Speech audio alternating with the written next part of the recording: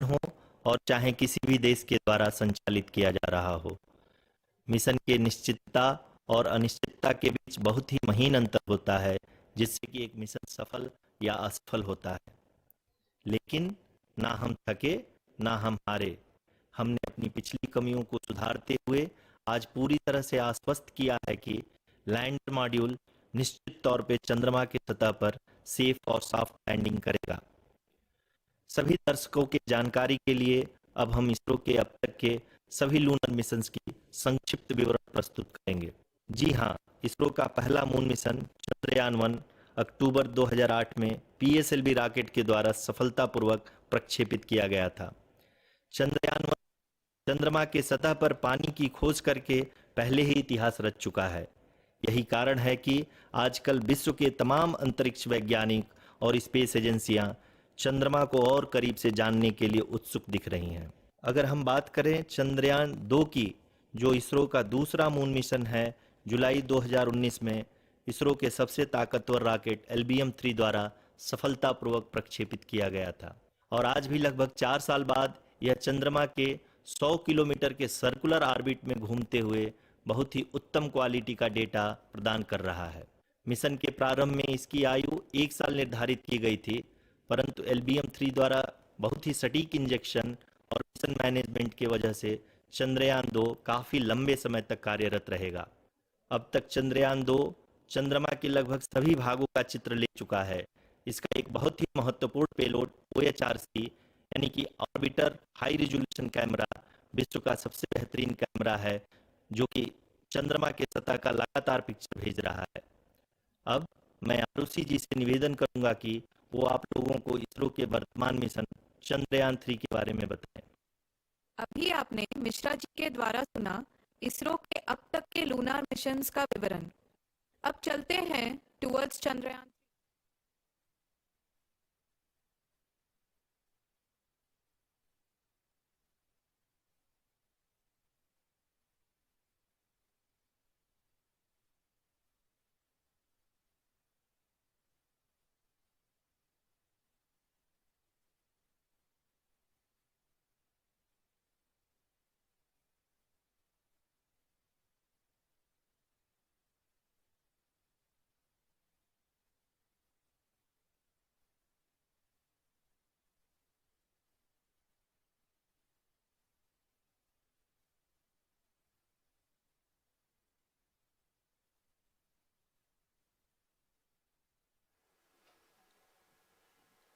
नमस्कार। इसरो के इस महाअभियान से जुड़ने के लिए आप सादर आमंत्रित हैं।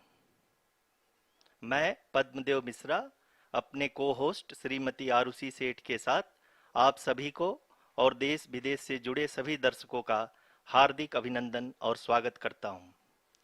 23 अगस्त 2023 आज की शाम इसरो के वैज्ञानिकों और सभी अंतरिक्ष वैज्ञानिकों के साथ लैंडर मॉड्यूल को चंद्रमा के सतह पर उतरने के ऐतिहासिक पलों को देखने के लिए तैयार और उत्सुक हैं। जी हाँ, इसरो के गौरवपूर्ण इतिहास में एक और अध्याय जुड़ने जा रहा है और आज हम सब लोग इसके साक्षी बनेंगे। आप ये सारे विजुअल्स अपने स्क्रीन पर इसरो के मिशन ऑपरेशन कॉम्प्लेक्स यानी मॉक्स से देख रहे हैं, जो कि बेंगलुरु में स्थित telemetry tracking and command network ISTRAC से प्रसारित किया जा रहा है। ये विजुअल्स आपको पावर डिसेंट के काउंटडाउन और उस पथ को प्रदर्शित कर रहा है जिस पे चलकर लैंडर आज चंद्रमा के साउथ पोल पे सेफ और सॉफ्ट लैंडिंग करेगा। आपको ध्यान दिला दूं, इस समय हम लोग पावर डिसेंट शुरू होने से लगभग 22 मिनट दूर हैं। जो दर्शक थोड़ी देर से जुड़े हैं उनकी जानकारी के लिए बता दें, आप लोग इस ऐतिहासिक पल को इसरो के ऑफिशियल वेबसाइट, फेसबुक, ट्विटर और यूट्यूब पे भी देख सकते हैं। Honorable dignitaries, delegates, scientists, media personnel, and dear viewers, a very good evening to all of you. We at ISRO welcome you to the live coverage of India's prestigious Chandrayaan-3 mission's landing event on the lunar surface. These are the visuals from Mission Operation Complex at ISRO's Telemetry Tracking and Command Network, ISTRAC, situated in Namma Bengaluru, Karnataka. I, Arushi Seth, and my colleague, Dr. Padamdeo Mishra, are your hosts for the evening and shall accompany you on the journey of the landing event from powered descent start to touchdown. Today, we shall be witnessing the final phase of the critical and most technologically challenging mission operations of Chandrayaan-3, wherein the lander module will be making a safe and soft landing on the surface of the moon. These display screens show the countdown to the power descent start as well as the path that will be followed by the lander module. We are 18 minutes away from the commencement of power descent. India is at the brink of creating history as we all await with bated breath to witness the landing on Moon's south polar region.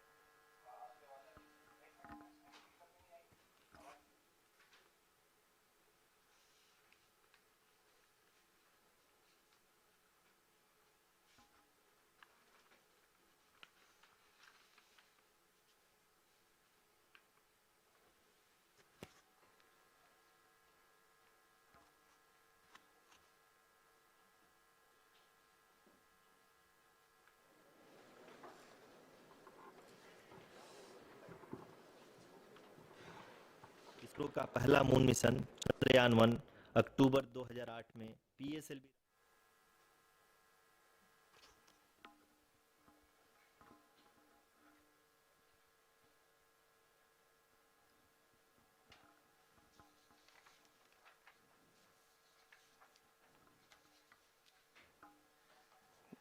धन्यवाद आरुषि। अगर मैं सही मायने में कहूं तो अंतरिक्ष का कोई भी मिशन हो और चाहे किसी भी देश के द्वारा संचालित किया जा रहा हो, इसरो मिशन की निश्चितता और अनिश्चितता के बीच बहुत ही महीन अंतर होता है, जिससे कि एक मिशन सफल या असफल होता है। लेकिन ना हम थके ना हम हारे। हमने पिछली कमियों को सुधारते हुए आज पूरी तरह से आश्वस्त किया है कि लैंडर मॉड्यूल निश्चित तौर पे चंद्रमा के सतह पर सेफ और सॉफ्ट लैंडिंग करेगा।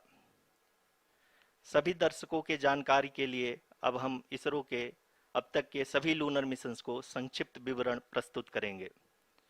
जी हाँ, इसरो का पहला मून मिशन चंद्रयान-1 अक्टूबर 2008 में पीएसएलवी रॉकेट के द्वारा सफलतापूर्वक प्रक्षेपित किया गया था। चंद्रयान-1 ने चंद्रमा के सतह पर पानी की खोज करके पहले ही इतिहास रच चुका है। यही कारण है कि आजकल विश्व के तमाम अंतरिक्ष वैज्ञानिक और स्पेस एजेंसियां चंद्रमा को और करीब से जानने के लिए उत्सुक दिख रही हैं। अगर हम बात करें चंद्रयान-2 की, जो इसरो का दूसरा मिशन है, जुलाई 2019 में इसरो के सबसे ताकतवर रॉकेट LVM-3 द्वारा सफलतापूर्वक प्रक्षेपित किया गया था और आज भी लगभग 4 साल बाद यह चंद्रमा के 100 किलोमीटर के सर्कुलर ऑर्बिट में घूमते हुए बहुत ही उत्तम क्वालिटी का डेटा प्रदान कर रहा है। मिशन के प्रारंभ में इसकी आयु 1 साल निर्धारित की गई थी, परंतु LVM-3 द्वारा बहुत ही सटीक इंजेक्शन और मिशन मैनेजमेंट की वजह से चंद्रयान-2 काफी लंबे समय तक कार्यरत रहेगा। अब तक चंद्रयान-2 चंद्रमा के लगभग सभी भागों का चित्र ले चुका है। इसका एक बहुत ही महत्वपूर्ण पेलोड OHRC यानी कि ऑर्बिटर हाई रेजोल्यूशन कैमरा विश्व का सबसे बेहतरीन कैमरा है, जो कि चंद्रमा के सतह का लगातार पिक्चर भेज रहा है। अब मैं आरुषि जी से निवेदन करूंगा कि वो आप लोगों को इसरो के वर्तमान मिशन चंद्रयान-3 के बारे में बताएं। अभी आपने मिश्रा जी के द्वारा सुना इसरो के अब तक के लूनार मिशंस का विवरण। अब चलते हैं towards Chandrayaan-3, the follow-up mission of Chandrayaan-2, which has been designed to accomplish our mission goals. The primary objective of Chandrayaan-3 mission is the demonstration of safe and soft landing on the lunar surface. This demonstration is a critical aspect for ISRO's future interplanetary missions. In addition to this, the mission objectives also include demonstration of roving capability and conduction of in situ scientific experiments on Moon's surface. Carried on the shoulders of India's heaviest rocket LVM-3 on the 14th of July, Chandrayaan-3 was placed in the precise elliptic parking orbit of size 170 by 36,500 kilometers. ISRO, in its mission plan of following the incremental trajectory approach, carried a total of 5 earthbound maneuvers.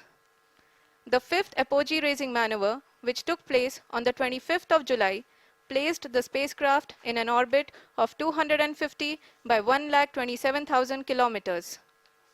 At the early hours of 1st August, the translunar injection was carried out, after which the composite module began the final leg of its long journey of nearly 3,84,000 kilometers for its rendezvous with the Moon. The TLI was a key step in the mission, enabling the spacecraft to escape Earth's gravitational pull and travel to the Moon.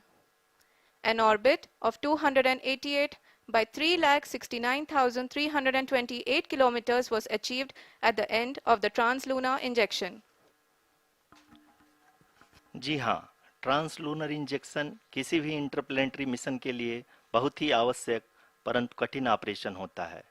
इस सफल manoeuvre के बाद चंद्रयान-3 पृथ्वी से दूर निकलकर चंद्रमा के प्रभाव क्षेत्र में एक हाइपरबोलिक ट्रेजेक्टरी के द्वारा पहुंचाया गया।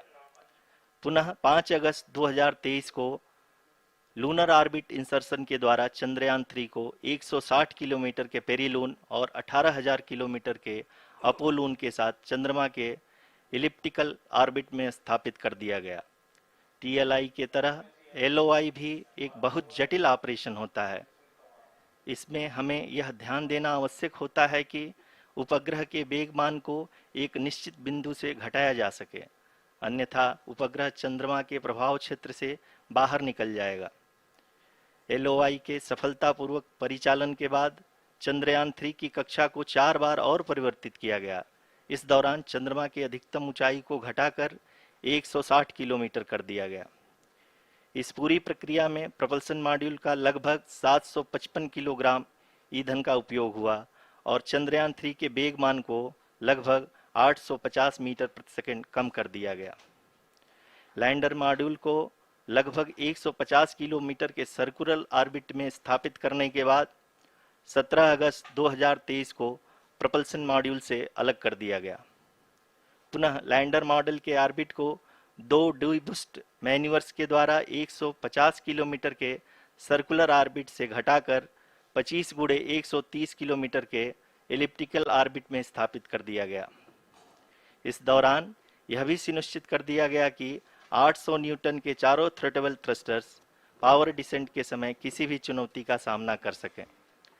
लैंडर मॉड्यूल इस ऑर्बिट में 4 दिन तक चंद्रमा की परिक्रमा करता रहा ताकि इसके सभी सबसिस्टम को पावर डिसेंट से पहले कार्यात्मक रूप से वेरीफाई और वैलिडेट किया जा सके। इस दौरान चंद्रयान-2 और लैंडर मॉड्यूल की आपस में बातचीत भी हो चुकी है। और संक्षेप में अब तक की यात्रा की बात करें तो लैंडर मॉड्यूल अब तक 21 बार पृथ्वी के और लगभग 120 बार चंद्रमा का चक्कर लगा चुका है और इस पूरी यात्रा में लगभग 55 लाख किलोमीटर की यात्रा भी पूरी कर चुका है। अब तक के इस पूरे अभियान में यह भी सुनिश्चित किया गया कि सारे ऑर्बिट मैन्यूवर्स इस प्रकार किए जाएं कि लैंडिंग साइट पावर डिसेंट की शुरुआत से ही लैंडर के ऑर्बिटल प्लेन में बना रहे।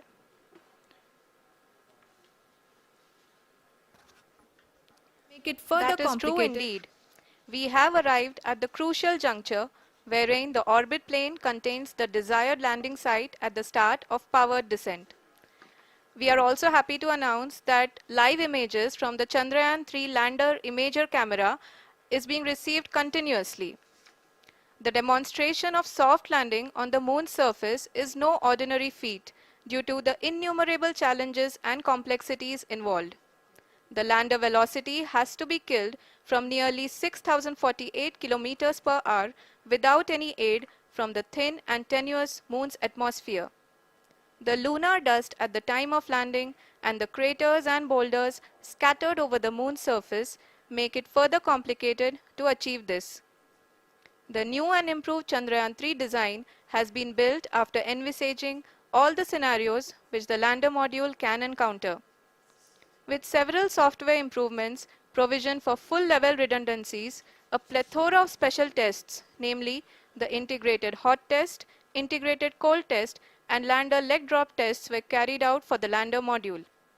The success of these tests has provided great confidence in the performance of all the onboard sensors, propulsion system, and associated guidance, control, and navigation algorithms. The key findings during the tests have enabled to improve the overall system performance. The largely unexplored south pole of the moon has been chosen as the intended landing site since there is a possibility of finding ice and other minerals which would be vital resources for future explorers. Apart from continuing investigations pioneered by Chandrayaan-1 and Chandrayaan-2, the Chandrayaan-3 mission will also provide invaluable data to the science community around the world. Let us give our viewers a glimpse on the configuration of Chandrayaan-3 mission.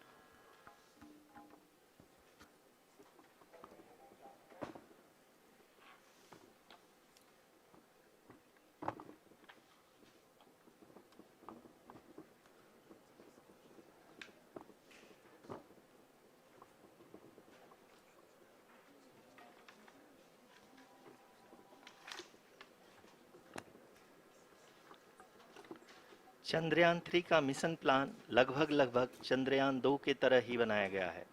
यहाँ यह भी सुनिश्चित किया गया है कि चंद्रयान 3 को rocket से अलग होने से लेकर के चंद्रमा के निकटतम कक्षा में स्थापित होने तक सारी गतिविधियां चंद्रयान 2 के तरह ही हों। और अब हम यह कह सकते हैं कि यह प्लान पूरी तरह से 100% सफल रहा। हालांकि लैंडर मॉड्यूल के सेंसर्स और प्रोपल्शन सिस्टम को इस तरह से मजबूत किया गया है कि लैंडर पावर डिसेंट के समय किसी भी आपदा से बाहर आकर के मिशन के मुख्य उद्देश्य को पूरा कर सके।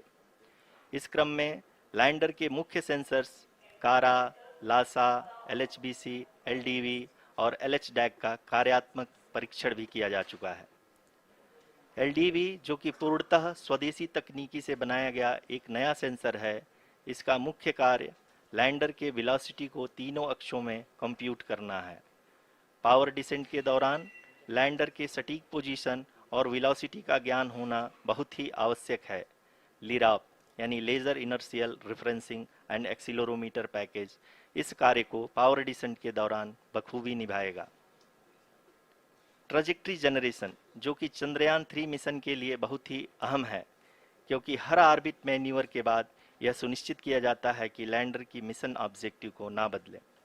इस क्रम में मैं यह भी आपको बता दूं कि ऑर्बिट डिटर्मिनेशन जो कि उपग्रह के पोजीशन और वेलोसिटी को बहुत ही एक्यूरेटली बताता है, एक बहुत ही कठिन और जटिल कंप्यूटेशन और एस्टिमेशन होता है। यहाँ यह भी जानना महत्वपूर्ण है कि चंद्रयान 2 का OHRC पेलोड अब तक काफ़ी ऊंचे स्तर का डैम प्रदान किया है, जिसके फलस्वरूप लैंडिंग साइट के सीमा को बढ़ाकर 4x2.4 किलोमीटर कर दिया गया है, जो कि पावर डिसेंट के दौरान सॉफ्ट लैंडिंग कराने में काफ़ी सहायक सिद्ध होगा। Apart from the sensors, Chandrayaan-3 is equipped with a suite of sophisticated payload instruments. While Chandrayaan-1 and Chandrayaan-2 orbiter have provided abundant remote sensing data of Moon, equally important are the on-site localized measurements that provide ground truths. Lander and rover have payloads which are completely new and will perform in situ analysis of lunar surface.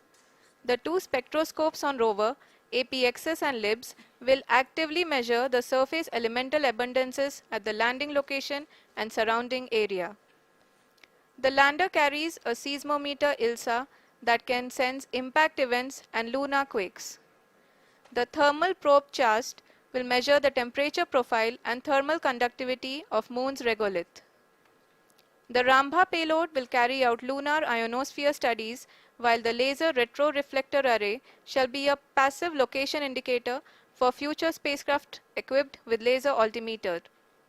The propulsion module has not been left behind, and an experimental shape payload has been added to it as a value addition.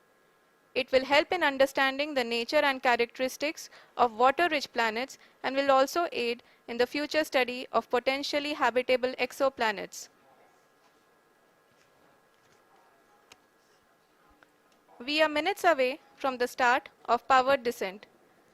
The entire powered descent shall be carried out by the onboard autonomous landing sequencer or ALS, which is a series of instructions preloaded to the lander module.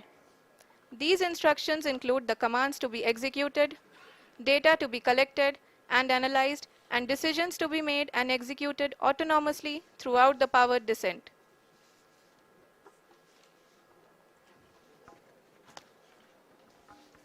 जी हाँ, अब हम power descent के बहुत ही करीब आ चुके हैं।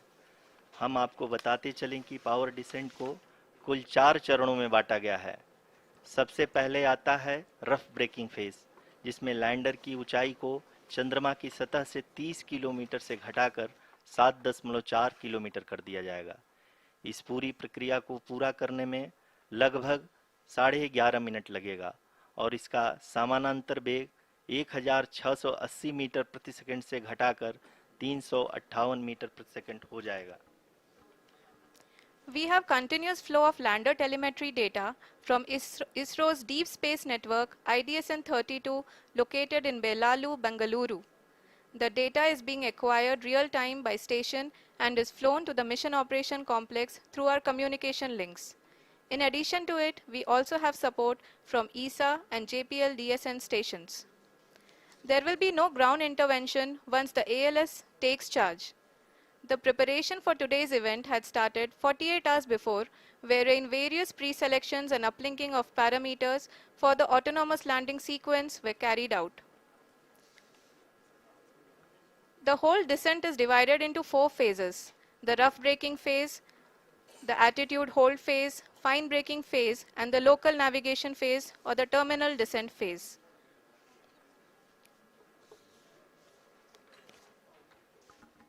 जी हाँ, attitude hold phase, जो कि पावर डिसेंट का दूसरा चरण है, एक बहुत ही महत्वपूर्ण फेज है। इस 10 सेकंड के स्मॉल ड्यूरेशन के दौरान लैंडर के 2 महत्वपूर्ण सेंसर कारा और लासा लैंडर की ऊंचाई की गणना करेंगे। इस फेज के पूरा होते ही लैंडर चंद्रमा के सतह से कुल 6.8 किलोमीटर की ऊंचाई पर होगा। During the rough braking phase, the lander velocity shall be brought down from 1680 meters per second to 358 meters per second. The altitude will be brought down from 30 kilometers to 7.4 kilometers at the end of rough braking.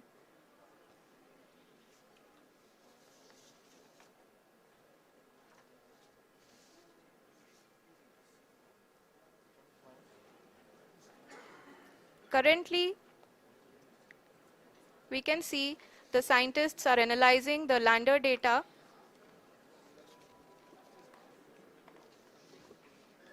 जी हाँ, हम ये देख सकते हैं कि mission operation complex रूप में बैठे सभी वैज्ञानिक ये जो भी डेटा देख रहे हैं वो डीप स्पेस नेटवर्क IDSN 32 के द्वारा प्रोवाइड किया जा रहा है। और अगर हम अब बात करें पावर डिसेंट के तीसरे चरण का, जो कि फाइन ब्रेकिंग फेज होगा, जिसमें लैंडर लैंडिंग साइट से जस्ट 800 मीटर की ऊंचाई पर वर्टिकली होगा। इस चरण को पूरा होने में लगभग 3 मिनट लगेंगे और इस चरण के पूरा होते ही लैंडर की वेलोसिटी लगभग शून्य हो जाएगी। The scientists here at ISTRAC are glued to their systems, analyzing all sorts of complex data. We are very close to the powered descent, to the start of the powered descent phase.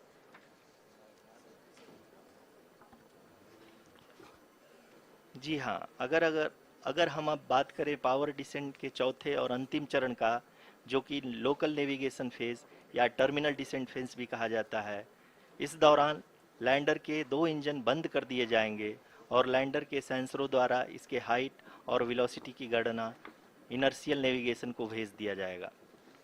इस दौरान lander 150 metre की ऊंचाई को प्राप्त करने के बाद कुल 131 सेकंड लगाएगा। इस पड़ाव पे आने के बाद पुनः लैंडर 22 सेकंड के लिए हवरिंग करेगा।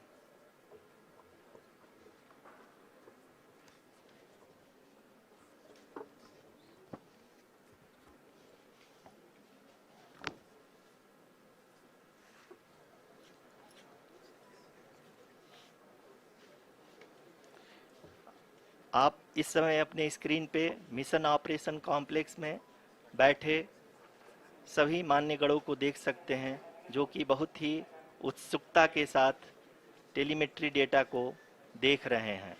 अभी हम लोग पावर डिसेंट शुरू होने से जस्ट कुछ ही पल दूर हैं।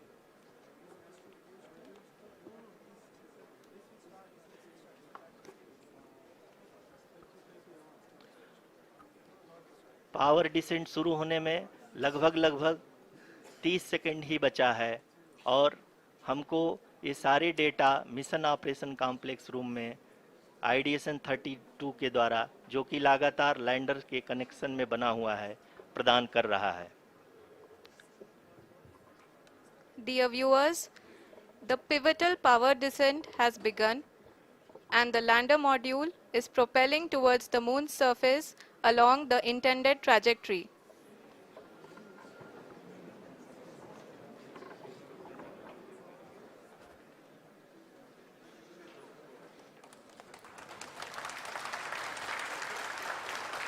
जी हाँ, अब देख सकते हैं रफ ब्रेकिंग फेज की शुरुआत हो चुकी है।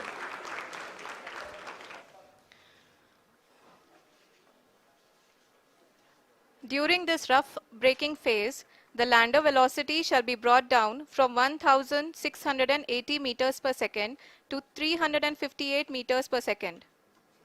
The altitude will be brought down from 30 kilometers to 7.4 kilometers at the end of rough braking. All this in the duration of 690 seconds or 11.5 minutes. Currently, the Laser Inertial Reference and Accelerometer package (LIRAP) is aiding in the navigation. जी हाँ, अभी आप अपनी screen पे देख सकते हैं कि lander अब तक कुल 191 किलोमीटर हॉरिजेंटल दिशा में चल चुका है और अभी तक इसकी वेलोसिटी लगभग 31 किलोमीटर बनी हुई है।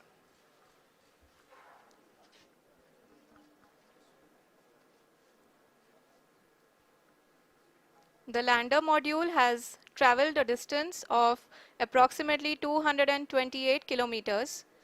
The complete downrange that will be traveled during this phase shall be nearly 713.5 kilometers.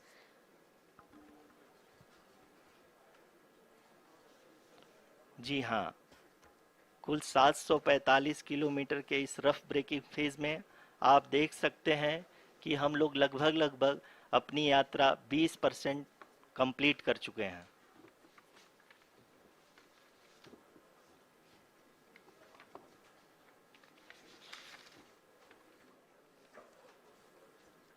Power descent की यह शुरुआत हम कह सकते हैं कि बहुत ही सटीक और सधी हुई है, जिसमें लैंडर अपने वेगमान को अनुमानित तरीके से घटा रहा है।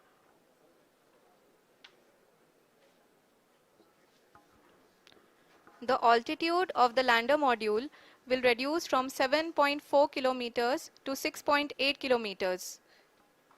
During the next phase, which is going to be the attitude hold phase. We can currently see that the altitude of the lander module is nearly 31 kilometers. Arushi, अभी हम इस ग्राउंड ट्रेस को देखते हुए कह सकते हैं कि रफ ब्रेकिंग फेज की शुरुआत बहुत ही अच्छे तरीके से हुई है।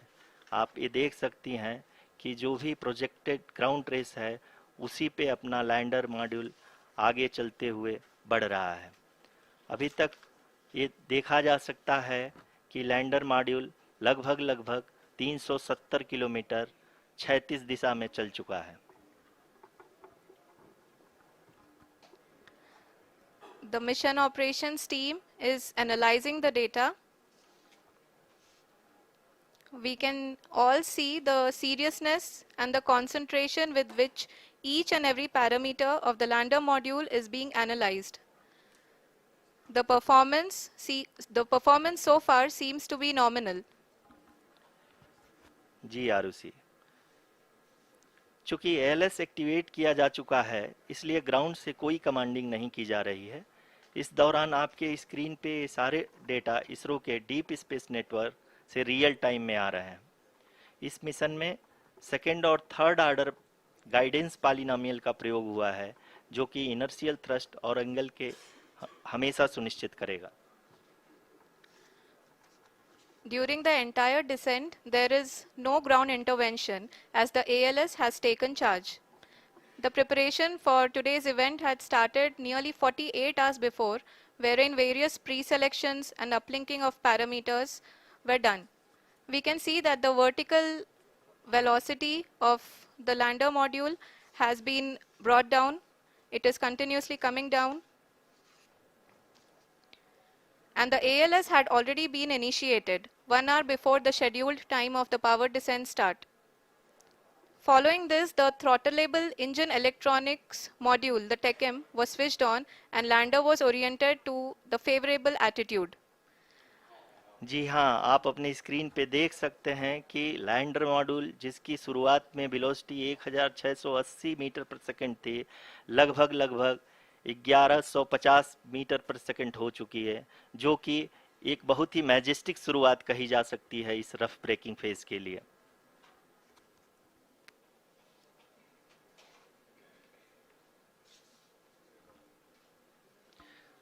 यहाँ पे मैं आपको ये भी बताते चलूँ कि आप अपने स्क्रीन पे देख सकते हैं कि द लैंडर मॉड्यूल का आल्टीट्यूड धीरे धीरे अब कम होता हुआ दिख रहा है, और जो कि एक्सपेक्टेड भी है। अभी हम बात करें करंट आल्टीट्यूड की, तो जो कि 28.6 किलोमीटर के आसपास है। आप स्क्रीन पर ये भी देख सकते हैं Chandrayaan 3 lander imager display. The lander imager is continuously taking photographs of the moon's surface, and that is also being streamed here. Currently, the horizontal velocity has been brought down and the distance traveled is 574 kilometers. The current altitude is 27 kilometers as can be seen on the screen. जी हाँ, करीब करीब अपने आधे सफ़र को पूरा करते हुए इस रफ ब्रेकिंग फेज में लैंडर बहुत ही आगे की तरफ बढ़ते हुए अपनी ऊंचाई को घटा रहा है। अगर अब बात करें तो लैंडर की ऊंचाई चंद्रमा के सतह से लगभग 27 किलोमीटर से नीचे हो चुकी है, करीब करीब 26.7 किलोमीटर के आसपास है। The next phase after the rough braking phase is the attitude hold phase, which will be for a duration of nearly 10 seconds. The lander will be oriented such that both the altimeters will be looking exactly towards the moon's surface. At the end of this attitude hold phase, height measurement update to navigation system will be given from the laser and car band altimeters. Currently, we are in the middle of the rough braking phase. जी हाँ, अगर हम ध्यान से देखें तो लगभग 8 minute की यात्रा के बाद लैंडर अपनी हॉरिजेंटल वेलोसिटी को लगातार कम करते हुए अपनी ऊंचाई, अभी की ऊंचाई के समय 24 किलोमीटर की ऊंचाई प्राप्त कर चुका है।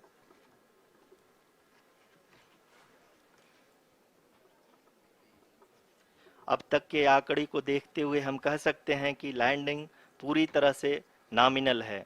यहाँ पर हम देख सकते हैं कि हॉरिजेंटल वेलोसिटी लगातार कम होती हुई दिख रही है।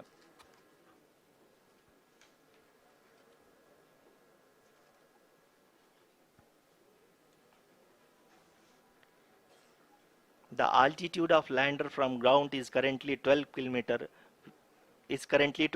kilometer, which is again going to be coming down, and that is expected.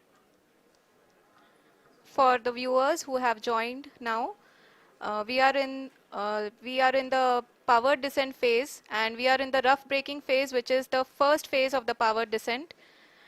We have currently traveled a downrange of 697 kilometers, and the downrange that has to be traveled during this phase is 713.5 kilometers. जी हाँ, अभी आप देख सकते हैं कि lander की horizontal velocity लगभग 720 metre प्रति सेकंड हो गई है। लगभग हम ये कह सकते हैं कि 900 मीटर प्रति सेकंड वेलोसिटी को कम किया जा चुका है।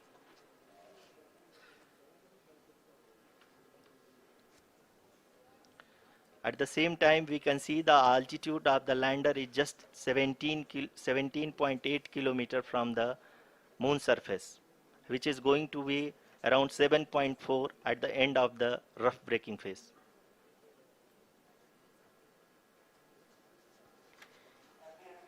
इस फेज के बाद हम जाएंगे towards the attitude hold phase,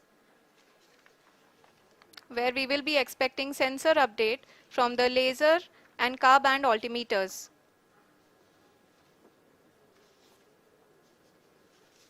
We can see the visualization of the lander module moving towards the moon's surface. The current altitude is nearly 15.2 kilometers and the distance traveled is 754 kilometers. We can also see the image that the lander imager camera has been providing. जी हाँ, इस rough breaking phase के दौरान 800 Newton के चारों throttle engine अपने कार्य को पूरी तरह से अंजाम दे रहे हैं और लैंडर के हॉरिजॉन्टल वेलोसिटी को लगातार कम कर रहे हैं। अब तक लैंडर लगभग अपने 75 से 80% की यात्रा को पूरा कर चुका है।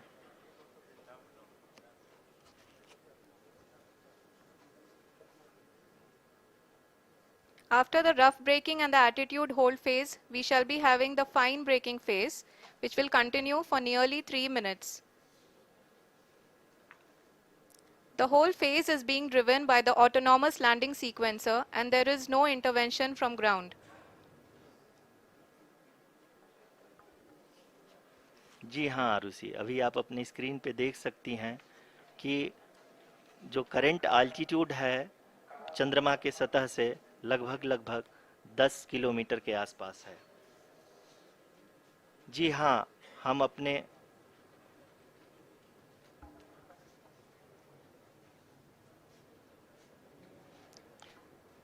जी हाँ, हमारे प्रधानमंत्री जी श्री नरेंद्र मोदी जी हम सभी का उत्साहवर्धन करने के लिए दक्षिणी अफ्रीका के जोहानसबर्ग से जुड़ गए हैं।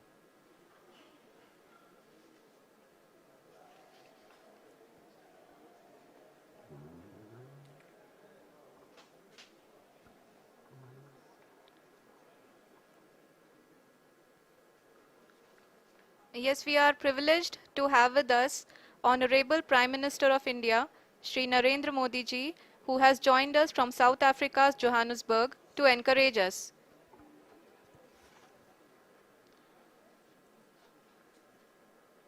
जी हाँ, आप ये देख सकते हैं एल्टीट्यूड होल्ड फेस भी बहुत ही आसानी से लैंडर फेस ने पार कर लिया है और अब फाइन ब्रेकिंग की शुरुआत हो चुकी है।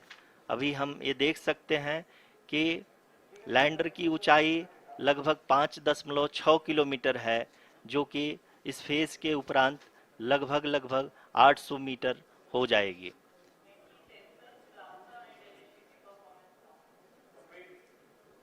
We can hear from the mission operations team that the sensors are performing nominally. And we are currently in the midst of the fine braking phase, which is going to continue for 3 minutes. And the altitude is going to be reduced to nearly 800 meters at the end of this phase. जी हाँ, जैसा कि आरुषि जी ने बताया कि लगभग 3 minute के उपरांत lander की हाइट लगभग 800 मीटर वर्टिकली होगी और यहाँ पे लैंडर की horizontal velocity, vertical velocity, even down range भी लगभग शून्य होगा। We can see the visual of the lander module and we can see that the downrange traveled is nearly 831 kilometers.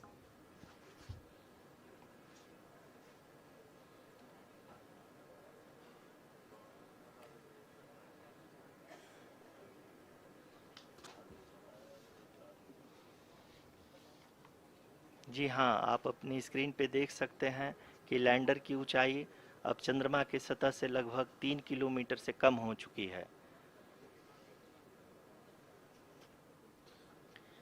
We are very close to the moon's surface, nearly 2.6 kilometers as we can see.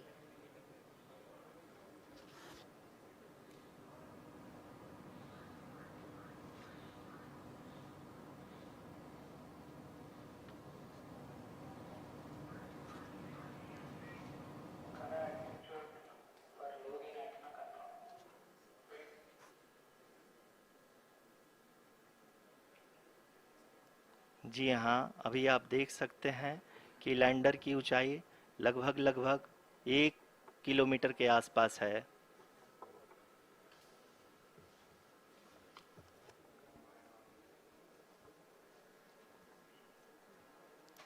We are nearing the final phase of the power descent, which is going to be the vertical descent phase or the local navigation phase. जी हाँ, अब हम fine breaking waves के एकदम करीब आ चुके हैं। हाँ, आप तालियों के गड़गड़ाहट से सुन सकते हैं कि हम लोगों ने तीसरे चरण को भी बहुत ही सफलतापूर्वक हासिल कर लिया है और अभी हम वर्टिकल डिसेंट फेज में आ चुके हैं, जिसकी शुरुआत भी बहुत ही अच्छे ढंग से हो चुकी है।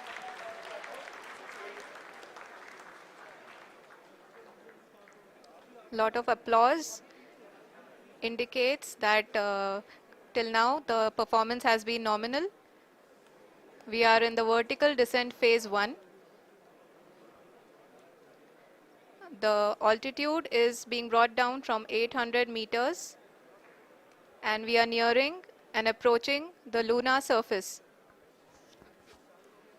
जी, आप अपने स्क्रीन पे देख सकते हैं कि लैंडर का हाइट लगातार कम होता जा रहा है। इस समय हम लैंडिंग साइट के जस्ट ऊपर हैं और इस समय इसकी ऊंचाई लगभग लगभग 600 मीटर के आसपास है। इस फेज के दौरान लगभग 150 मीटर के ऊंचाई पे पहुंचने के बाद लैंडर अगेन लगभग 20 से 22 सेकंड के लिए हॉवरिंग करेगा। We are above the landing site. The horizontal as well as the vertical velocity is now being constantly reduced. And the lander module has begun its descent towards the landing site.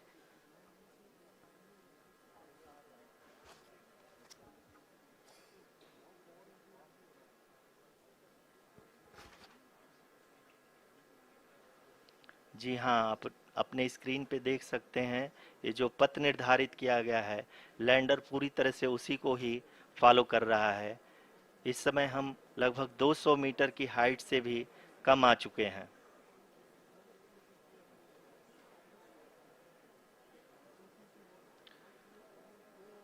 अब हम ये देख सकते हैं कि हम लगभग लगभग 150 मीटर की ऊंचाई पे हैं चंद्रमा के सतह से।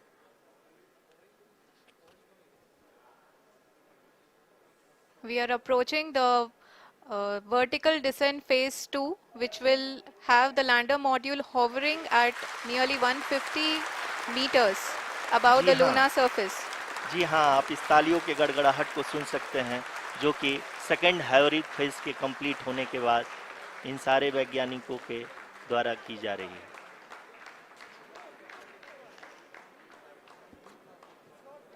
जी हाँ, आप अगर फिर से ध्यान से देखें तो एल्टीट्यूड पुनः कम होता जा रहा है। अभी हम लोग लगभग लगभग 135 मीटर की ऊंचाई पे हैं। The sensors that are updating at this point are providing confirmation of the safety of the landing site. As expected, the retargeting is going on and this is a very good signature for the lander.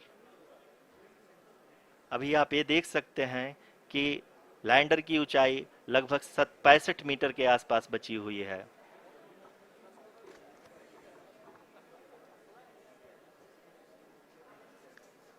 Currently, only 2 engines are now being fired, and we are nearly at zero velocity, vertical and horizontal. We were hovering, and now we are approaching the moon's surface. धीरे धीरे lander की वेगमान को कम किया जा रहा है और हम अब लगभग 50 मीटर से भी कम आ चुके हैं। We can see the Honorable Prime Minister, Shri Narendra Modi ji, who is here to encourage us, and he is critically looking at the visuals.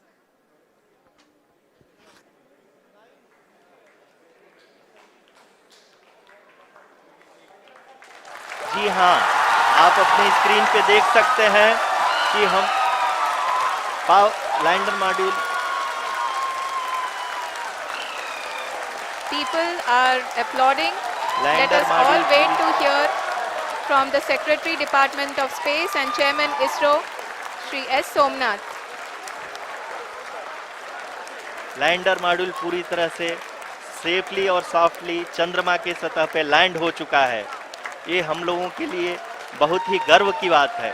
Hindi में एक कहावत है कि चंदा मामा दूर के, लेकिन अब हम ये कह सकते हैं कि चंदा मामा अपने घर के। बहुत ही उम्दा. The hard work of the entire ISRO community has come to fruition.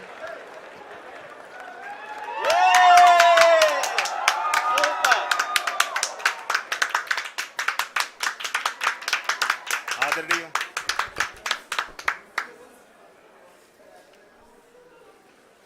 आदरणीय प्रधानमंत्री जी, नमस्कार. Sir, we have achieved soft landing on the moon. India is on the moon. Sir, I request our Honorable Prime Minister to address us and bless us. Thank you, sir.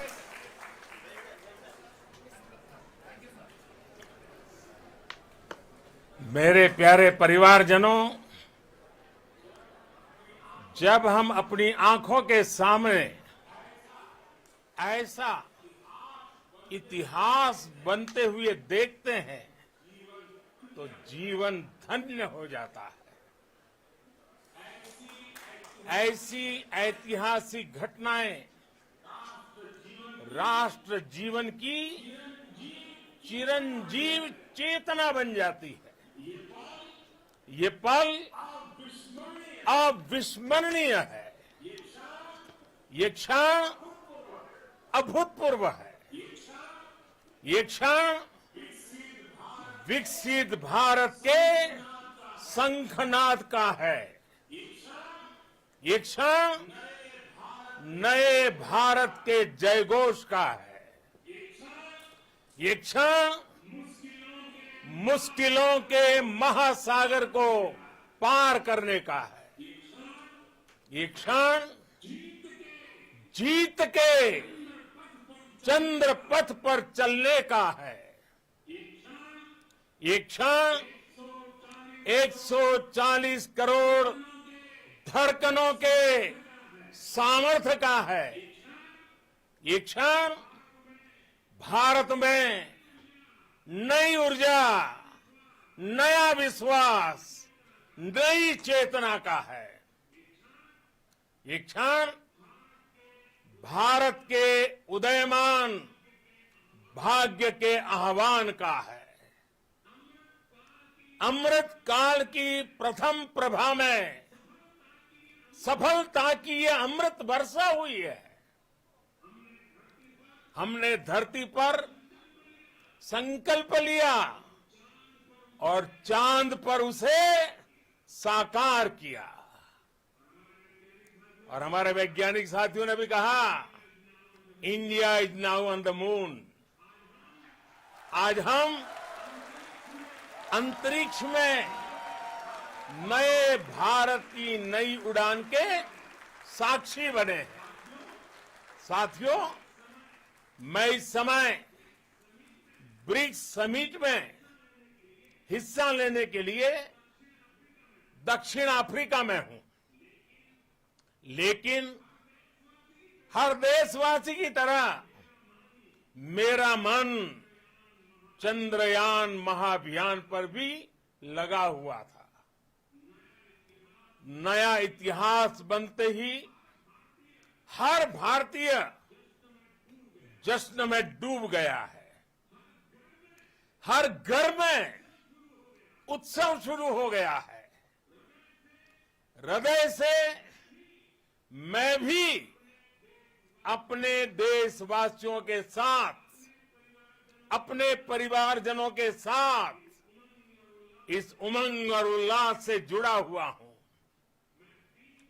मैं team Chandrayaan को, इसरो को और देश के सभी वैज्ञानिकों को जी जान से बहुत बहुत बधाई देता हूं, जिन्होंने इस पल के लिए वर्षों तक इतना परिश्रम किया है। उत्साह, उमंग, आनंद और भावुकता से भरे इस अद्भुत पल के लिए मैं 140 करोड़ देशवासियों को भी कोटि कोटि बधाइयां देता हूं। मेरे परिवारजनों, हमारे वैज्ञानिकों के परिश्रम और प्रतिभा से भारत चंद्रमा के उस दक्षिणी ध्रुव पर पहुंचा है जहां आज तक दुनिया का कोई भी देश नहीं पहुंच सका। अब आज के बाद से चांद से जुड़े मिथक बदल जाएंगे, कथानक भी बदल जाएंगे और नई पीढ़ी के लिए कहावतें भी बदल जाएगी। भारत में तो हम सभी लोग धरती को मां कहते हैं और चांद को मामा बुलाते हैं। कभी कहा जाता था चंदा मामा बहुत दूर के हैं, चंदा मामा बहुत दूर के हैं। अब एक दिन वो भी आएगा जब बच्चे कहा करेंगे चंदा मामा बस एक टूर के हैं। Friends, on this joyous occasion, I would like to address all the people of the world, the people of every country and region. India's successful moon mission is not just India's alone. This is a year in which the world is witnessing India's G20 presidency. Our approach of one earth, one family, one future is resonating across the globe. This human-centric approach that we present and that we represent has been welcomed universally. Our moon mission is also based on the same human-centric approach. Therefore, this success belongs to all of humanity, and it will help moon missions by other countries in the future. I am confident that all countries in the world, including those from the global south, are capable of achieving such feats. We can all aspire for the moon and beyond. मेरे परिवारजनों, चंद्रयान महाअभियान के ये उपलब्धि भारत की उड़ान को चंद्रमा की कक्षाओं से आगे जाएगी।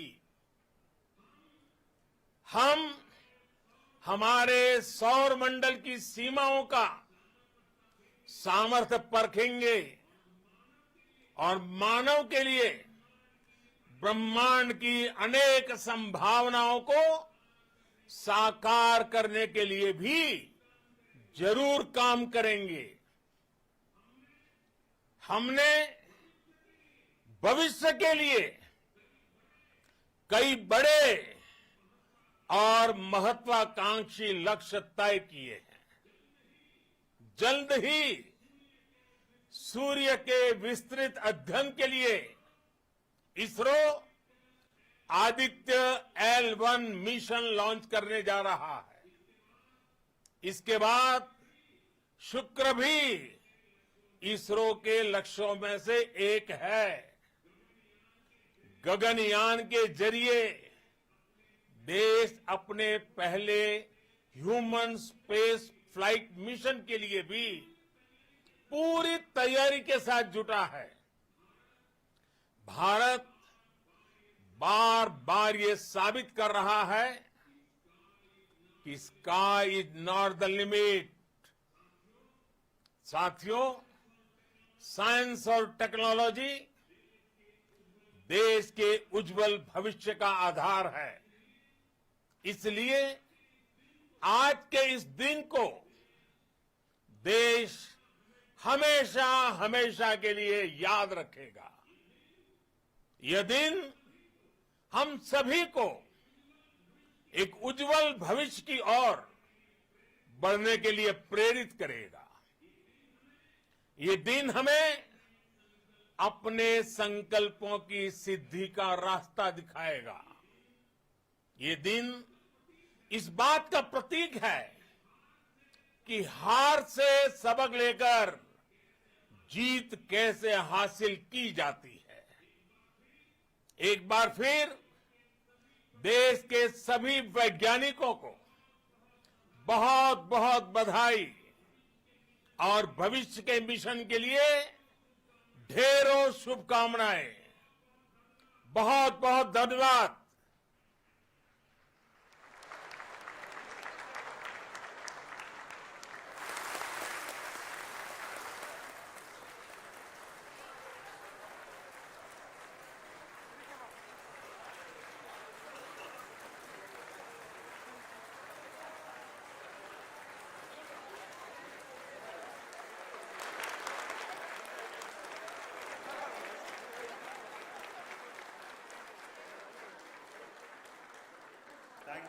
Thank you, Adaraniya Pradhan Mantri ji, for being part of our journey to this success.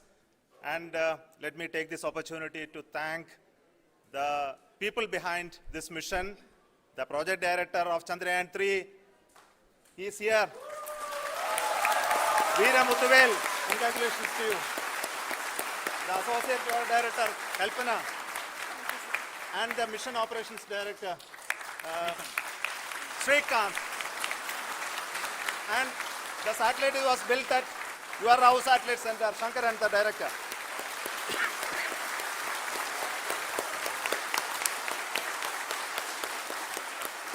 Thank you, sir. Hello.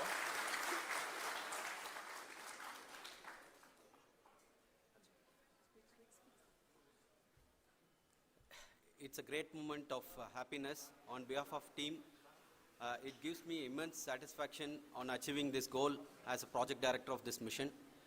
The entire mission operations right from launch till landing happened flawlessly as per the timeline, and we became the 4th country to demonstrate the soft landing onto the moon surface, and we became the first country to go to near to the south pole of the moon.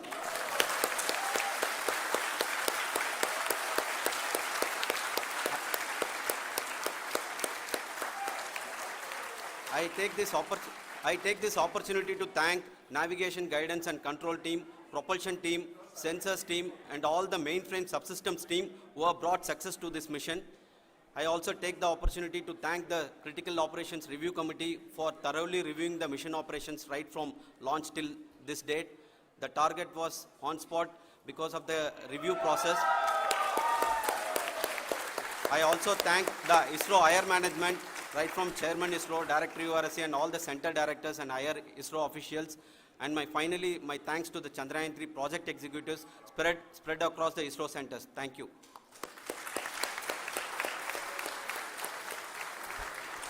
Mission Director Srikanth.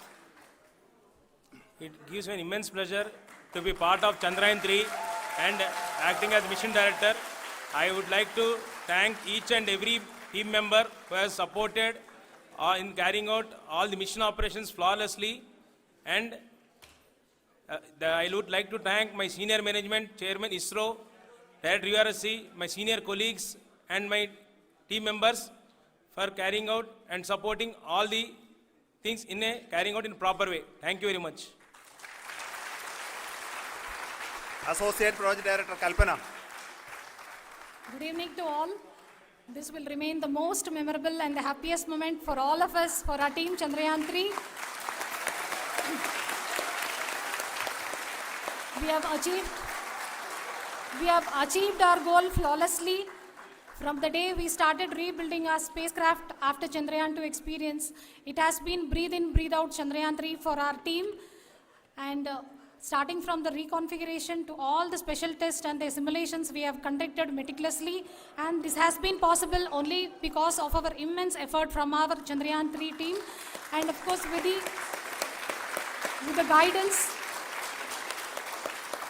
the guidance from our chairman ISRO, our directors and all our experts. With all this, it has been possible. Thank you one and all. Thank you for all the minutest help which has been provided from all the areas of departments. Thank you. Thank you.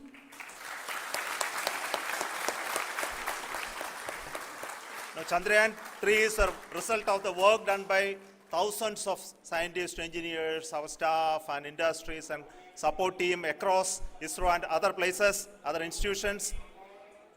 And Shankaran has been the lead of the center which integrated all of these efforts in the last so many years. So I request him to speak on behalf of all of you.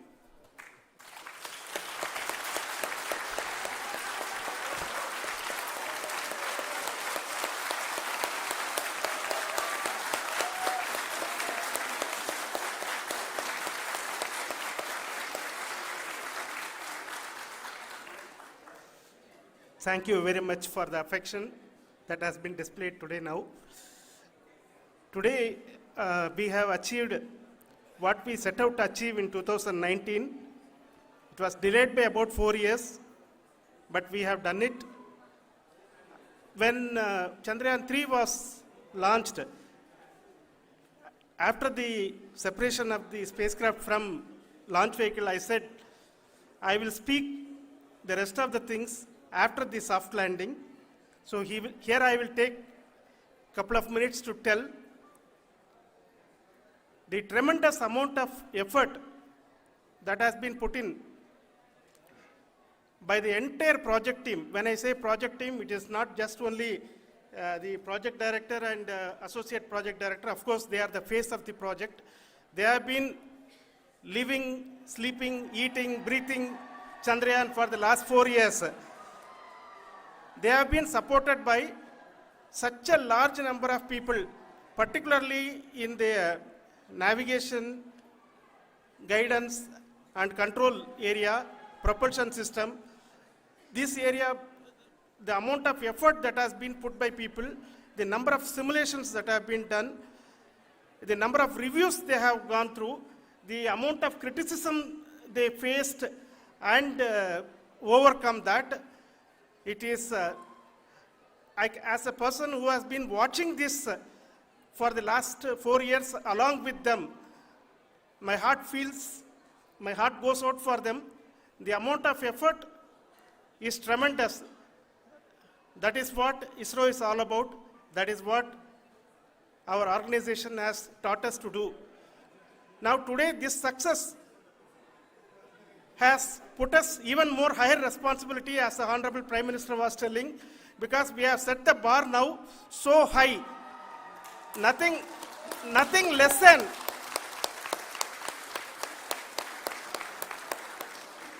less spectacular than this is going to be inspiring for any of us in the future. So as the Honorable Prime Minister mentioned, we will be now looking at putting the man in space, putting a spacecraft around Venus and landing a craft in Mars. Work on all these activities are going on for few years, and this success today will inspire us and will spur us to take those efforts even more strongly, so that we will make our country proud again and again and again. Thank you very much for every one of you who have directly or indirectly participated in this mission, encouraged us, intentionally or unintentionally helped us in all for every one of you. A big thank you, because even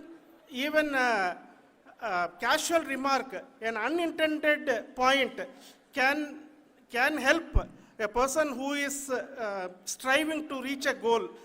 The person who is making that remark may not have meant it that way, but sometimes it can ignite that's why I said that even unintended help is very, very, very welcome, and we are very, very thankful for that. Thank you, Team ISRO, for supporting all of us. The amount of affection we received when this mission came into this final stage, the number of people who gave us confidence that nothing can go wrong, and this is going to be successful. In fact, I was not that much confident because we have seen a couple of times issues. Because I know very well as a person who has been doing in this domain for 36 years, I know there are thousands of things. Any of that can anytime go wrong and derail. But so many of the people, because that I only see as the reflection of the effort we have put, that people are so happy to see this effort and they want us to succeed. It is not that they know that we are going to succeed. The people want us to succeed. So thank you very much for everyone for your love and affection. We will continue to do our best and make our flag fly, ISRO's as well as India's flag fly high. Thank you very much.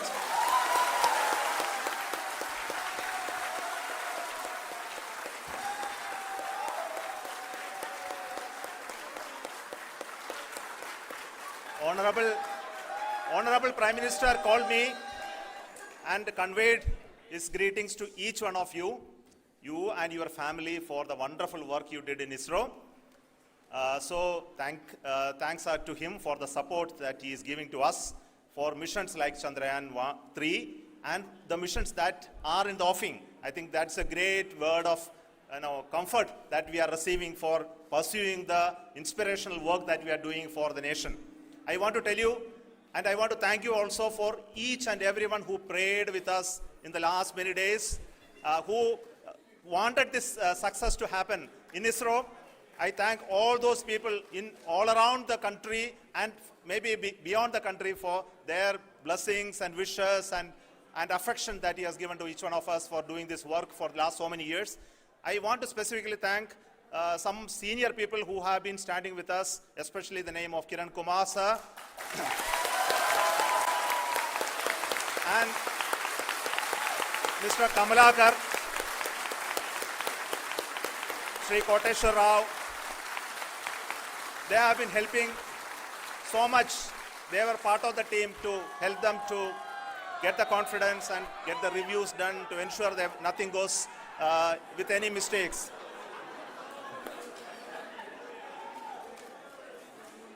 And of course, this is not the work of us alone. This is a work of a generation of ISRO leadership and ISRO scientists. And this is a journey we started in Chandrayaan 1, continued in Chandrayaan 2, and Chandrayaan 2 craft is still working and doing a lot of communication work with us.